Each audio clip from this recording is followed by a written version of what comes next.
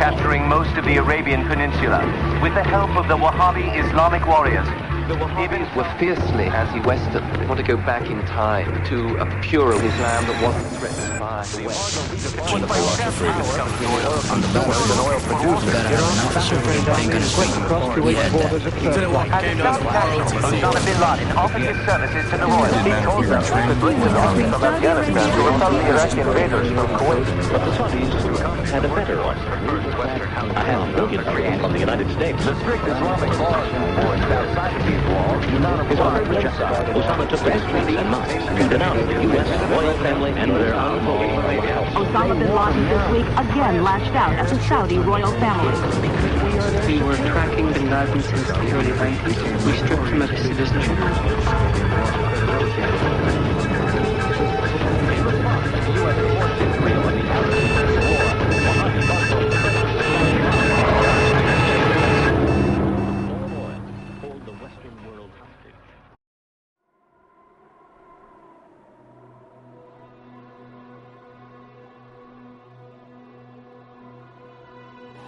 Is a rather strange substance in many ways. It disrupts metabolic reactions. Are they still dangerous, those particles? So if you concentration in the kidney, it will kill you. And what's the result of denial? They don't deal with complicated stories well, and it's a confusing picture, as you've already heard. It's, you know, there's not a very concise message you can get across. I would imagine they would know. I mean, it's very, it's very much in the public domain that, cluster munitions are now... If he will kill the cell, or he will make some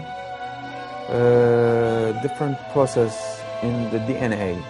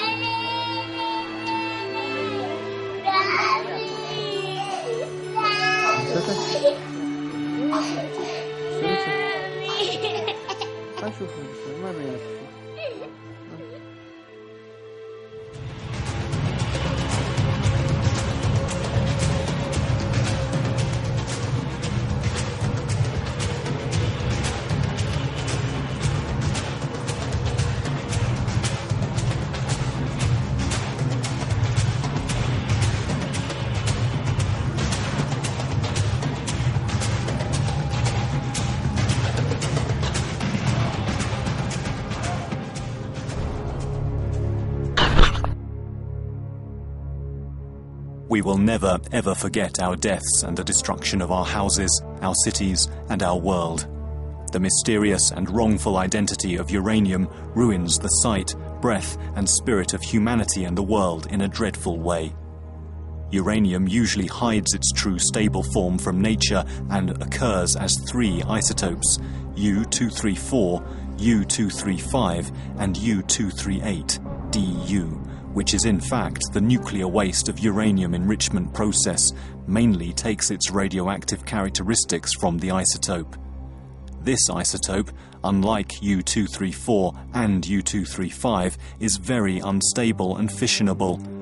This isotope, U-238, is usually in concentrations greater than 99% in natural uranium. U-235 is a less dense form of uranium found in concentrations less than 0.7% in natural uranium.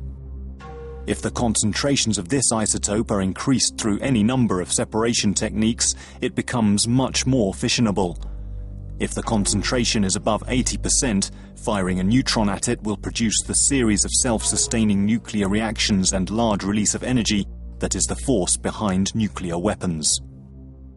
On the other hand, when in concentrations of less than 20%, as in a light water reactor, the chemical reactions slow down the energy can be harnessed. Unfortunately, in the process of separating these more fissionable fuels from natural uranium, much excess is left behind in the form of depleted uranium. For example, producing 1 kilogram of 5% enriched uranium leaves behind 10.8 kilograms of DU.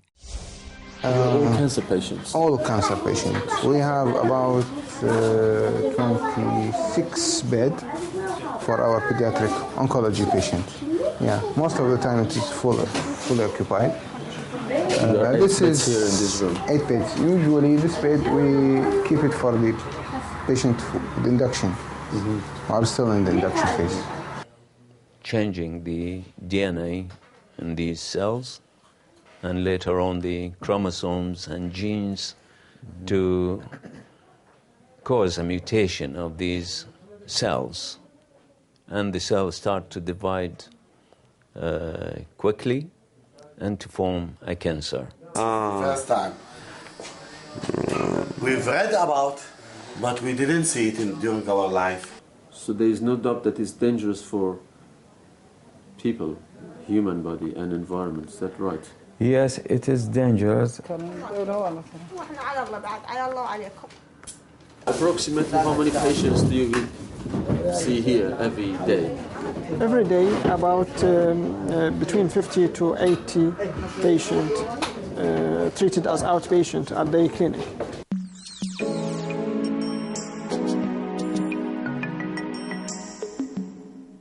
Make a comparison between the admission in the last year and the such a time was only one case, and now there is a huge amount, plenty of cases. This is all the complaining of the measles, overcrowded hospital because of there is no beds. No.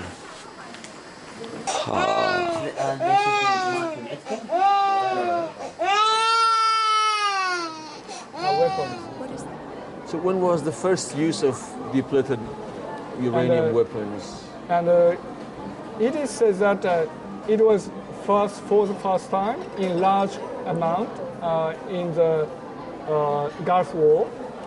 That started in 1991. And the U.S. forces made an official announcement about the amount used in the Gulf War. And according to their official announcement, they used about 320 tons of DU in the Gulf War. Okay. Then we can make an arrangement. راح يتصل بالمستشفى. مستشفى خيري يقول لي. I'm not surprised about it. Uranium isotopes show effect on the immune system.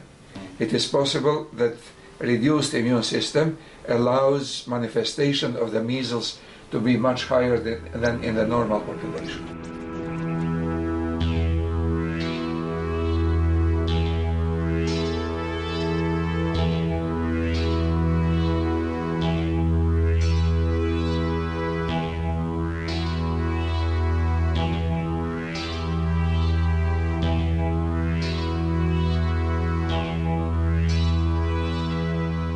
The outbreak of the 1991 Gulf War and its tragic repetition in 2003 in Iraq are among some of the most horrifying tragedies in human history. When we come to understand how and to what extent depleted uranium weapons and uranium bunker buster bombs were used to penetrate into armored munitions and to spread bloodshed during this war, the depth and the extent of these crimes gives us a shudder. During this war, armored vehicles, military equipment and buildings were all targets of DU shells. They caught fire, burned, and after a while, the ashes containing very small DU dust particles spread into the air, water and soil over a wide swathe of land. This included polluting the Persian Gulf and the agricultural lands around it, in addition to the human and animal populations not only in Iraq but also in other countries. Shortly after the end of war, thousands of veterans who returned from the Gulf developed mysterious, unknown symptoms of a pervasive disease which is now referred to as the Gulf War disease.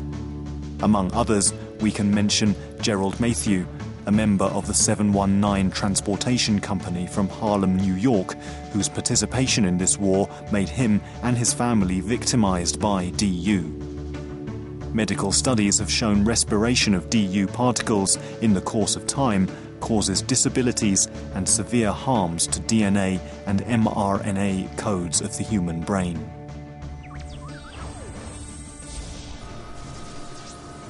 That's my wife, Janice.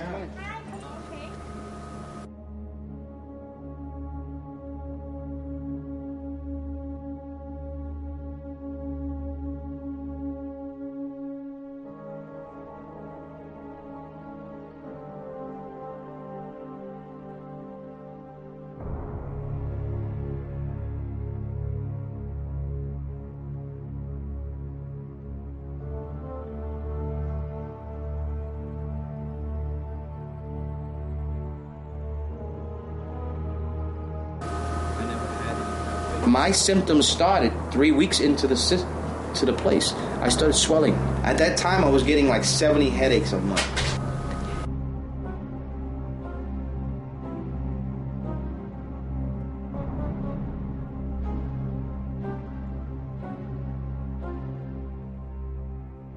We knew about the birth defect for when she was 5 months.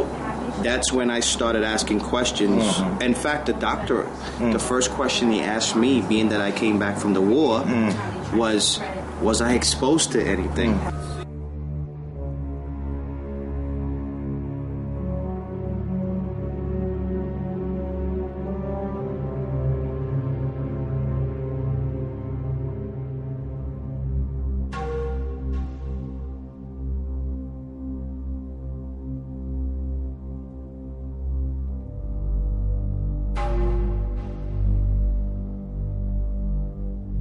It's going to be enough for the government to say, yes, there's DU in Iraq.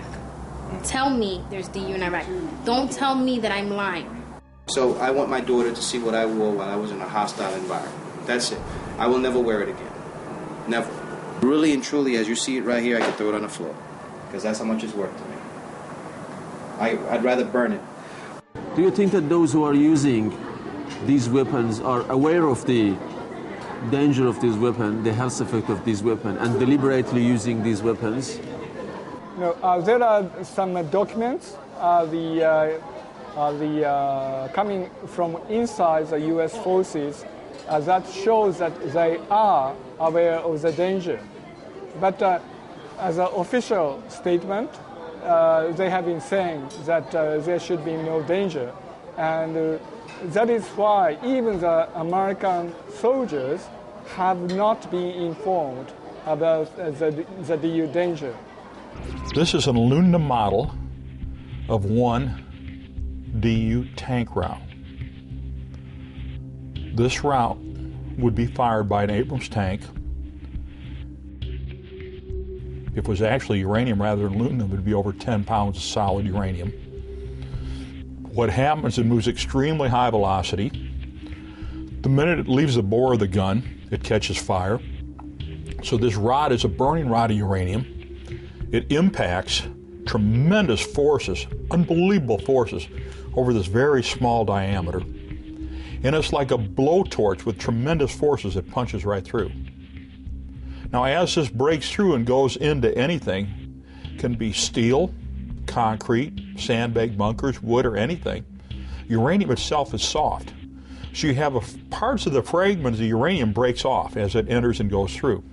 The uranium rod emits alpha, beta, and gamma radiation and X-ray radiation. The alpha particle is a 4.15 MeV particle.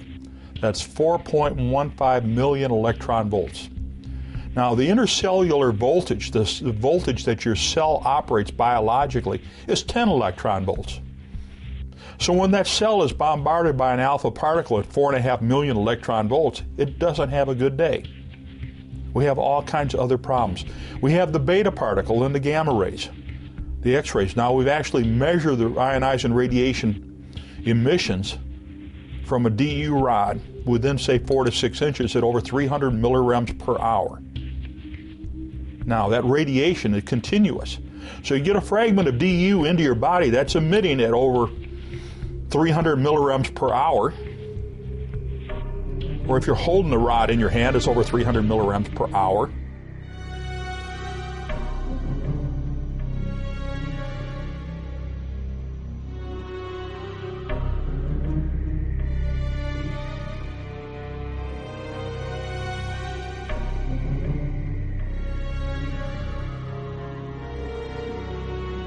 Because depleted uranium has significant chemically toxic effects on the environment and human body, and also because of its higher density, even in comparison with lead, it is 1.7 times denser than lead, it has become of wide use in production of armor-piercing and bunker-buster munitions.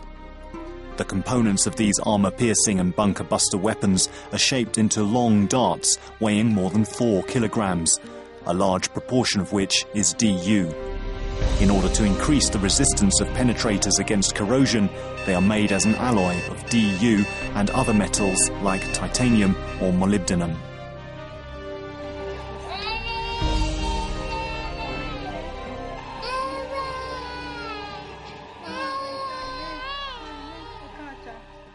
What parts of Iraq do you think that they are contaminated with depleted uranium weapons?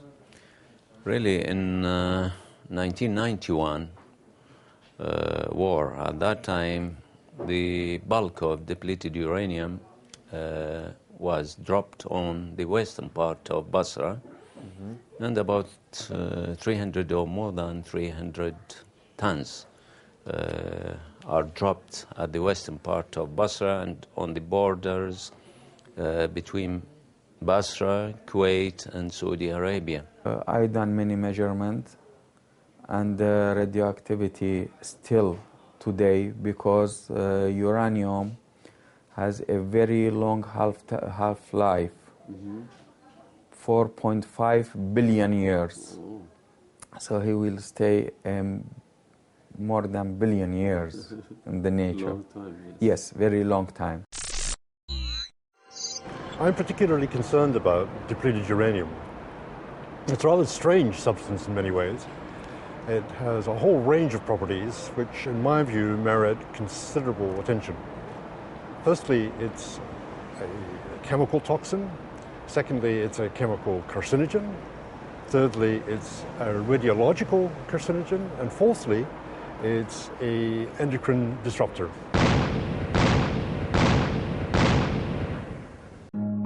What kind of patients do you have in your ward here?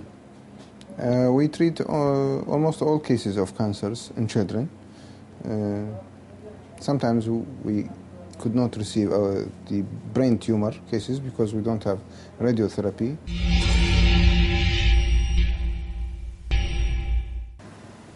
That there is plenty of evidence out there that depleted uranium should not be used in munitions, and that on the precautionary principle, it should be, all use should be stopped, and people in those areas where it has been used should receive advice and be aware. Are there any evidences, or have you seen the ICBUW seen any evidences of the health effects of depleted uranium in those affected countries? I think what we have seen has been an increase in certain types of cancer, particularly in areas of Iraq, which are usually associated with radiation exposure, specifically lymphoma, leukemia, and to an extent breast cancer. At the same time, other cancers have decreased, but these ones which have usually tied in with radiation exposure have increased. We've also seen anecdotal reports of an increase in birth defects, and specifically birth defects which hadn't really been common and hadn't really been seen before the use of uranium weapons in Iraq in the first Gulf War in 1991 and then in 2003.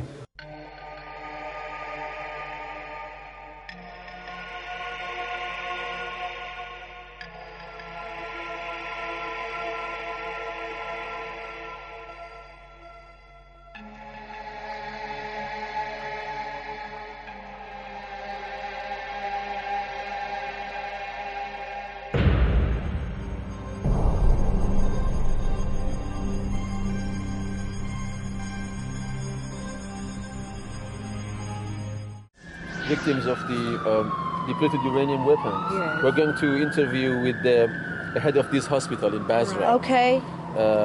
And I sent an email to them. They said that they have higher risk of cancer and congenital malformation. And they have a very sad saying in Basra. They said that when they have a newborn child, they no longer say if it's a boy or girl. They ask that is he or she is alive or healthy or not, because many of them have congenital malformations like this. That's terrible. Yeah. Dreadful. So can you please take Yes, these? of course, yes. Poor thing. Oh dear.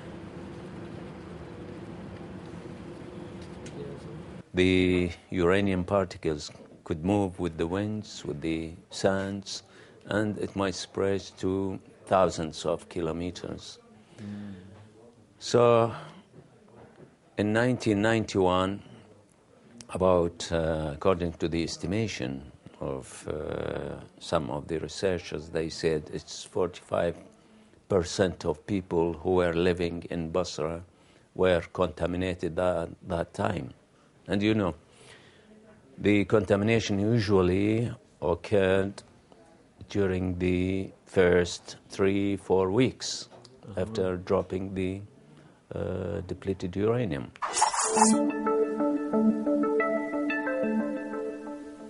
Where was the most contaminated area in Iraq? Basra. Which city? Basra. Yeah, and also the water samples showed very high level contamination.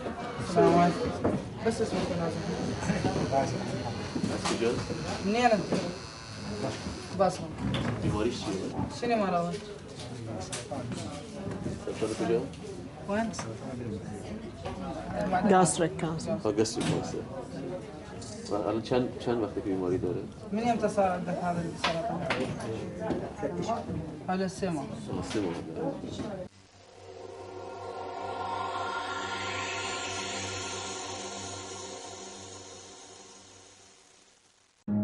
Well, there are some reports by either international NGOs or Iraqi doctors that the rate of cancer is increased since 1991. Do you confirm that?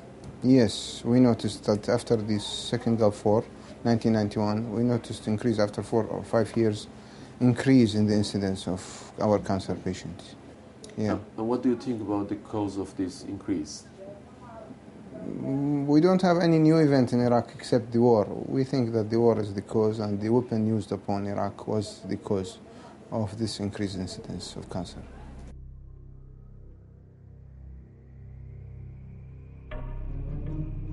When the US and its allies attacked Iraq in 19th of March 2003, the use of DU munitions increased to a massive scale.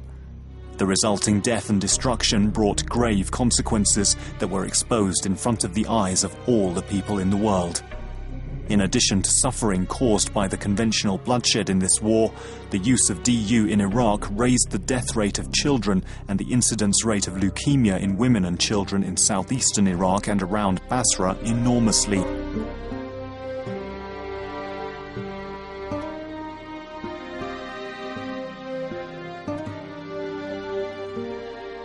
The source of the DU was from destroyed tanks, burnt armoured vehicles and buildings destroyed by DU munitions, as well as the remains of the munitions themselves, which emit radioactive DU dust for long periods of time following the end of hostilities. When combined with the arid weather in Iraq, these toxic particles disperse over a vast area, affecting people miles away in other regions of Iraq and neighbouring countries, who, in the coming years, will breathe in huge amounts of this dust. Do these silent particles emitted from cold and evil volcanoes truly settle on our today and future, our flesh, blood and breath?